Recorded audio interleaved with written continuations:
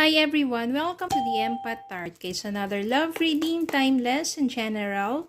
So take what resonates lang po. Maaring makaresonate kayo na parang kwento ninyo ito or hindi naman kaya dahil iba't ibang mga love connections, iba't ibang mga love stories. Yan.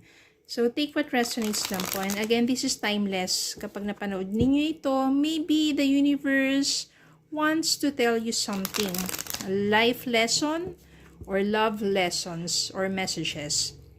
Itignan po natin ngayon ang ating mababasa mga mensahe, gabay at aral sa buhay, pag-ibig, and life in general. Spirit, kayo send me messages, anong love connections ito, lessons in life and guidance ang nais yung ipabatid sa amin, mga aral, gabay sa buhay, pag-ibig, and life in general.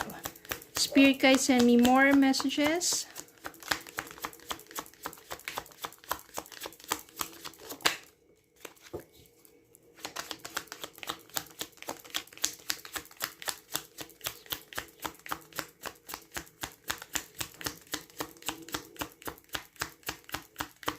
Send me more messages, Spirit Guide. Okay. Titignan po muna natin itong mga to.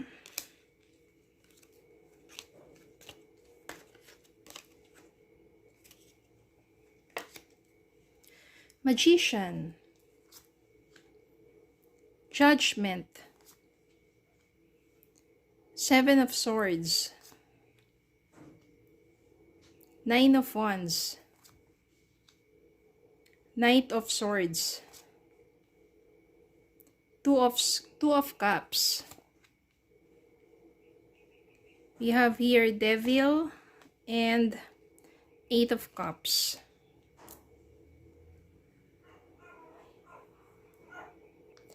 Medyo mabigat ang energies kasi meron ditong the Devil. So, ibig sabihin yan, relationship na toxic.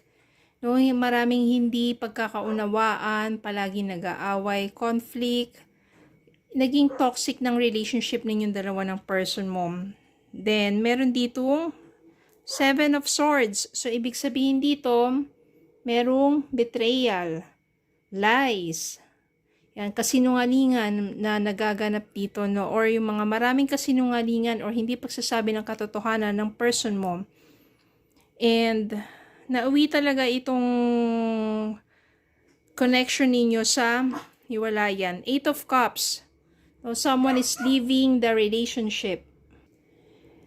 No, parang iniwan ka, lumayo yung person mo na sobrang sakit, 'di ba? Parang ito yun yung lies na yun. And I can sense here third party. Nagsinungaling, sabihin sa umpisa, hindi, kaibigan lang yun.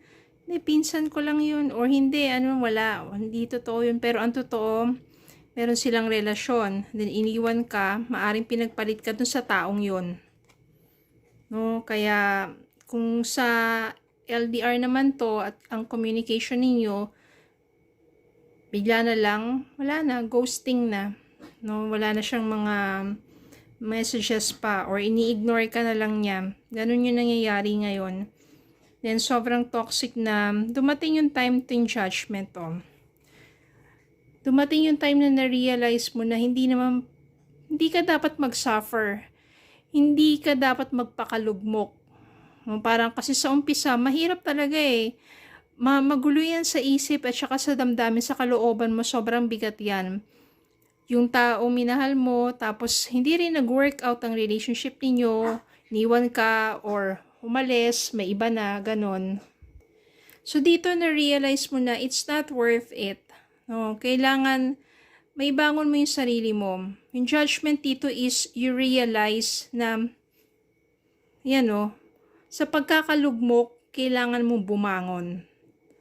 Kailangan mong tumayo muli. Hindi dapat manatiling nakadapa. And dito, Magician, you still manifest for a good relationship. You are still manifesting for the kind of person, kind of love that sabihin natin that it's worth it. That is good for you. Diba kasi minsan akala natin yung tao na yun Siya na talaga, 'di ba? Siya na yung the one, sa umpisa, maayos, pagdating sa dulo, wala na, wasak na. At in worst, meron ng iba at iniwan ka na. Pero when you manifest for relationship, manifest for a good person, na karapat-dapat sa'yo, karapat-dapat sa pagmamahal mo. Dapat yung worthy na ipaglaban. Yung mabuting tao, yung pakamamahalin ka at hindi ka lolokohin. So, bago mo magawa yan, when you are manifesting for that kind of relationship, for that kind of love, kailangan merong self-love and care. Yung palagi kong sinasabi, self-love and care, mahalin mo muna yung sarili mo, irespeto mo muna yung sarili mo, patawarin mo rin yung sarili mo. At kapag meron ng transformation sa'yo, then that's the time that the right person will come into your life. Knight of Swords, someone is coming into you, someone is very thoughtful, intelligent, at siya yung someone na sabihin natin mas makakaunawa sa'yo. Meron dito, Nine of Wands, ibig sabihin yan, someone will be there to fight for you, to fight for your love. Siya na nga, si Knight of Wands. And since lumabas si Two of Cups, ibig sabihin yan, meron kayong mutual understanding. Merong mutual feelings.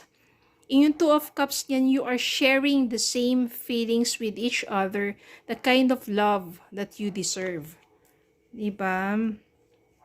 Tingnan pa natin dito ang mga iba pang mensahe. This is bottom of the deck, lovers. Kayo talaga yung tunay na lovers nitong Knight of Cups na to, ay Knight of Swords na to, with the Two of Cups, tapos lovers pa yung dumating. Maaring siya na yung soulmate mo talaga, no? Tignan natin iba pang mensahe para sa inyo.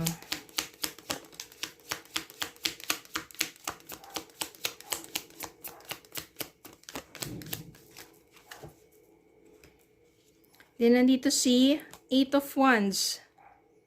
Tapos, Queen of Pentacles. Ito yun na. Ito sinasabi ko. Queen of Pentacles, ikaw yan eh.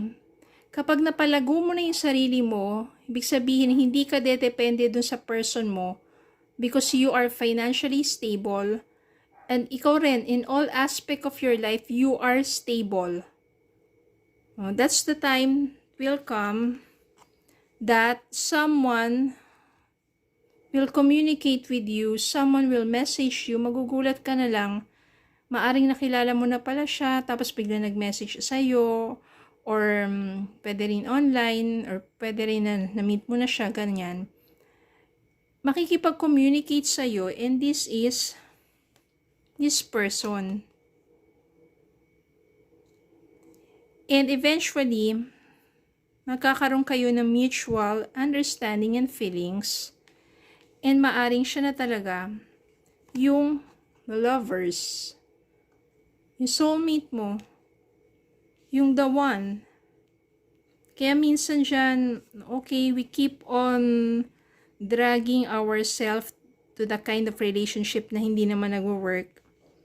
Diba? Lalo na kapag sobrang dami ng lies, stop it. Tigil na yon dahil sinasaktan mo lang lalo yung sarili mo. Well, yung tao naman na yun, maaring dumaan lang talaga sa buhay mo for you to become stronger, para matutunan mo yung self-love and care. At etong the lovers na to, yung soulmate mo, yung the one na yun, siya na talaga yung karapat-dapat para sa'yo. Someone that you deserve. No, bigla yan, maaring, I can sense here, kaibigan mo na yan eh. May gusto siyang sabihin sa'yo, na hindi niya masabi-sabi before kasi nga, you are in a relationship pa. No? So, nagkaroon ng pagkakataon na nagbukas ang pagkakataon para sa kanya. May gusto siyang sabihin sa'yo, well, that will be a good news for you. Hindi ito basta-basta ng pagkaalis ng person mong toxic, bigla na lang siyang lilipas pa yung yan, ng panahon na yan. Kasi habang nagfo-focus ka sa sarili mo, you become more attractive, at maaring itong old friend mo na to or someone Kahit hindi natin sasabihin na kaibigan, no? Someone na nakilala mo na from the past, magugulat ka na lang, no? Meron palang lihim na pagtingin sa'yo. Magkakaroon ng opportunity to communicate with you, to reach out to you, at ipapahayag na niya yung kanyang thoughts sa'yo. And maaring siya na talaga yung the one. Okay? So, matagal na yan, may gusto siyang sabihin sa'yo. At maaaring ito na yung pagkakataon. Kasi maniwala kayo sa divine timing.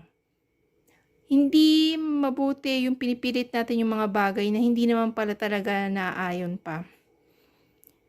And maybe this one, the right person, will come at divine timing. Magugulat ka na lang yan kasi biglang magbe-message yan. Or mamimit mo siya, tapos may gusto siyang sabihin sa'yo at yung pagkakataon na yun, hindi na niya pakakawalan to express his thoughts and feelings to you. Maniwala ka, it will be napakaganda, napakagaan sa kalooban yun. Especially, etong person mo na to, let go mo na yan. Paubaya mo na sa universe yan. Kasi because the universe is sending you someone that is right for you. Okay? So, yun lang po. Maraming salamat po for watching. Please don't forget to like, share, comment, subscribe, follow in Facebook and YouTube. Have a good day po and God bless.